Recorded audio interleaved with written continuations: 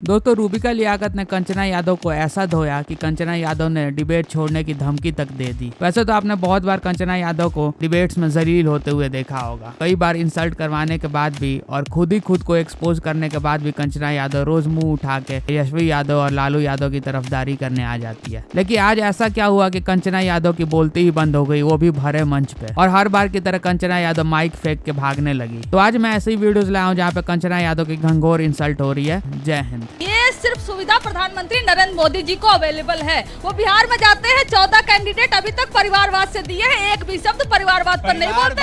एक भी परिवारवाद के डिफिनेशन में अगर आप जाएंगे तो फिर लालू जी और राबड़ी और जो सुविधा के अनुसार उनके बारे में बातचीत मुझे करनी होगी, उनके बारे में मुझे बातचीत करनी होगी। सच में परिवारवाद पे आप सच में बात करना चाहती हैं?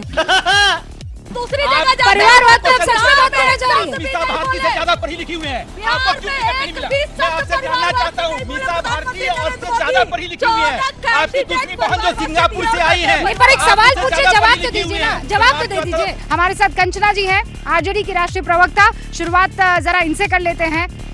एक बड़ा सवाल यही है कि अब तक तो ये बिल जो है नहीं आया था, वक्फ के पास सब कुछ था, सारा मैनेजमेंट उनका था, कहाँ तरक्की हो पाई? और वो भी तब जब सेना और रेलवे से ज्यादा जमीन, मतलब उनके बराबर की जमीन जो है वक्फ के पास। देखिए रूबिका जी, मैं आपको कुछ बातें याद दिलाना चाहती हूँ भारतीय जनता पार्टी के दोगलेपन की। तू है कौन रे? मैं वक्फ पर आती हूँ। आप कह रहे हैं, हाँ नहीं, मैं वक्फ पर दोबारा आ रही हूँ। मैं एक सेकंड समझना चाह रही हूँ। आप कह रहे हैं कि आपको नियत पर यकीन नहीं है। ठीक है भाई, आप विपक्ष में, आपको नियत पर यकीन नहीं होगा। मैं तो बिल पर बात करूंगी, जो पेपर में है उस पर बात करूंगी। रजिस्ट्रेशन की प्रक्रिया बेहतर होगी, सर्वे होगा, मोर ट्रांसपेरेंसी वुड बी देयर। ये सारी चीजें आपको लगता है बेहतरी ही करेगी? आपको हम बताते हैं रजिस्ट्रेशन भ्रष्टाचार है कि नहीं है वक्त में? पहले हाँ या ना बताइए। हम आपको बताते हैं ना, आप पहले सुन लीजिए। ये कहते हैं रजिस्ट्रेशन की प्रक्रिया बेहतर होगी, आप कह रहे हैं 100% डिजिटाइजेशन हो गया है। कितनी बार पेपर मांगेंगे आप वक्फ बोर्ड की? तो अभी मौलाना साहब कह रहे थे आप मानती हैं, आप ये मानती हैं, आप ये मानती हैं? कंचना जी, चीखने से नहीं होगा, मैं आपसे ज्यादा चीख सकती हूँ, मैं आपसे ज्यादा चीख सकती हूँ। मुझसे बस एक सवाल का जवाब पेपर दिखाएगा क्या? एक सवाल का जवाब दीजिए। क्या आप ये मानती हैं कि ये वक्फ की प्रॉपर्टी है? देखिए हाँ के ना? एक बात सुनेंगे पहले आप ये मानती हैं? सवाल है ऑब्जेक्टिव नहीं, आप पेपर मांगने की बात कर रही है ना? आप पेपर मांगने, रजिस्टर होती है, पेपर मांगने की बात कर रही है ना? अभी मौलाना साहब कह के गए हैं कि ये इलाका हमारा है, ये आप वक्फ की प्रॉपर्टी मानती हैं? या फिर आप कहेंगे नहीं मौलाना साहब पेपर दिखाइए? मालूम मेरे पास जवाब, इसलिए आप सुनना नहीं, मैं तो सुन रही हूँ। मैं लगातार आपको बोलने दे रही हूँ, इसका मतलब ये थोड़ी है भ्रम फैलाती चली जाएंगी। अरे यार, आप सुन ही नहीं। पेपर दिखवाने को बोलेंगे कि नहीं? आपको जवाब नहीं लेना है तो आप इनसे जवाब ले लीजिए। मुझे आपसे सवाल पूछना, मैं आपसे क्षमा चाहती हूँ। तो आप 10 सेकंड दीजिएगा, मैं जवाब दूंगी ना। पहले मेरे सवाल का जवाब दीजिए। सवाल का जवाब देंगे तब ना। आप सवाल का जवाब दीजिए। इधर उधर मत कीजिए ना, मैं बहुत शांत हूँ। मेरे सवाल का जवाब दीजिए। मौलाना साहब कह रहे हैं ये इलाका वक्फ का है, आप ये मानती हैं हाँ कि ना? आप जवाब सुनेंगी? हाँ या कि ना की जवाब सुनेंगी? जो भी सुनेंगी, और आप कहेंगे मैं हाँ ना जवाब दूं, तो मैं आपके इशारे पे नहीं नाचने वाली हूँ। यही चाहते कि इस देश का मुसलमान। तो ये आप अबला नारी बनने का ना खेल बंद कीजिए प्लीज। ये मैं नहीं नाचूंगी, मैं ये नहीं करूंगी महिला कार्ड। आप बहुत सिंपल हूँ मैं, यार वार मत कीजिए, बहुत आराम से सुनिए अपनी बात। आप मानती है संसद की ये प्रॉपर्टी जो है वक्फ की है, हाँ कि ना? नहीं कि हाँ? रूबिका जी, अगर आपका सवाल हाँ या ना में होगा तो मैं राइट नाउ इस डिबेट को छोड़कर जाती हूँ।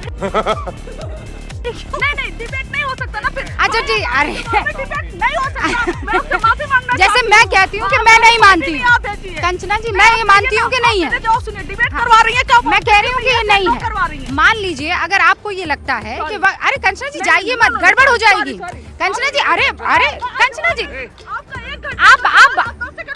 अरे मैं ये क्या बात हुई? आपने कहा हाँ या ना में जवाब नहीं।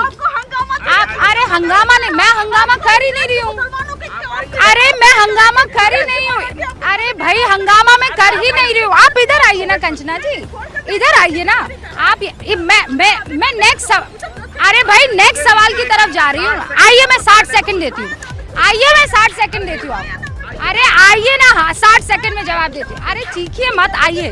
बंद करो हाथ जोड़ के, मैं सुचेता जी, सबसे पहले तो मैं आपको कहना ये चाह रही हूँ कि जब राजकुमार भाटी जी बोल रहे थे तो आपने केतकी दीदी का माइक ओपन रखा और बीच में इंटरप्ट कर रही थी। जो राशिद साहब बोल रहे थे तो आपने बंसल साहब का माइक रखा ओपन रखा, इंटरप्ट कर रही थी और ये कर रही थी, ये सब मत बताया करिए। Kanchana ji please speak in your turn and speak on the topic. बताना पड़ेगा। नहीं, ऐसा मैंने कुछ नहीं कहा, मैंने ऐसा कुछ नहीं कहा है, क्योंकि मेरे शो में अगर कंचना यादव को भी कोई कहेगा कि इन जैसे लोगों के साथ मैं बात भी नहीं करता हूं या बैठना नहीं पसंद करता, तो मैं उसको भी टोकूंगी, because you are a woman and your respect comes first. तो मुझे ये मत बताइए। इस पर डिबेट हो रही थी तो आपने मुझसे सवाल पूछा था कि आप ट्रंप पे ज्यादा भरोसा करती है कि अपने प्रधानमंत्री पे ज्यादा भरोसा करती है। मैंने खुलकर कहा था कि हमें अपने ही प्रधानमंत्री पे हमेशा भरोसा होगा, लेकिन हमारे प्रधानमंत्री को जरूरत है कि ट्रंप का मुंह बंद करवाएं। तो मोदी जी भी तो प्रूफ मांगते थे ना, अगर मोदी जी प्रूफ मांग रहे, उनसे कोई प्रूफ मांग रहे तो क्या दिक्कत? नहीं, कंचना जी, या तो आप इस बात पर कांग्रेस के साथ हो जाइए, बाकी आपकी सारी बातें ठीक है, या तो आप इस बात पर कांग्रेस के साथ हो जाइए कि हाँ भाई कोई बातचीत नहीं हुई है।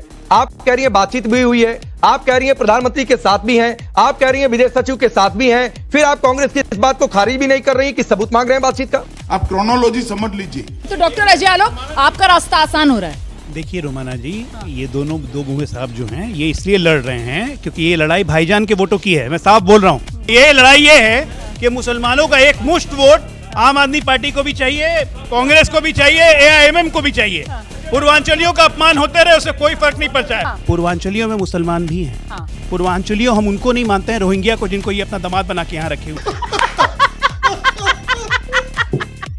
बांग्लादेशी को, वो इनके लिए पूर्वांचली है, हमारे लिए वो घुसपैठियां हैं। लेकिन जो मुसलमान यूपी बिहार से उठ के आए यहाँ काम करने के लिए, वो पूर्वांचली हमारा भाई है और उसके साथ कोई अन्याय नहीं होगा, लेकिन उसके साथ ही अन्याय करेंगे। ये सब सुविधा किसको देंगे? राशन कार्ड देंगे, राशन 50-50 किलो, क्योंकि हमारे घर में 10 आदमी है भाई, 5 किलो के हिसाब से 50-50 किलो दे देंगे रोहिंग्या और बांग्लादेशियों को। और शुरुआत यहाँ पर मैं कंचना यादव आपसे कर रही हूँ। ठीक है, मुद्दों को लेकर तो राजनीति यहाँ किस तरह से महागठबंधन की चल रही है वो तो साफ दिख रही है।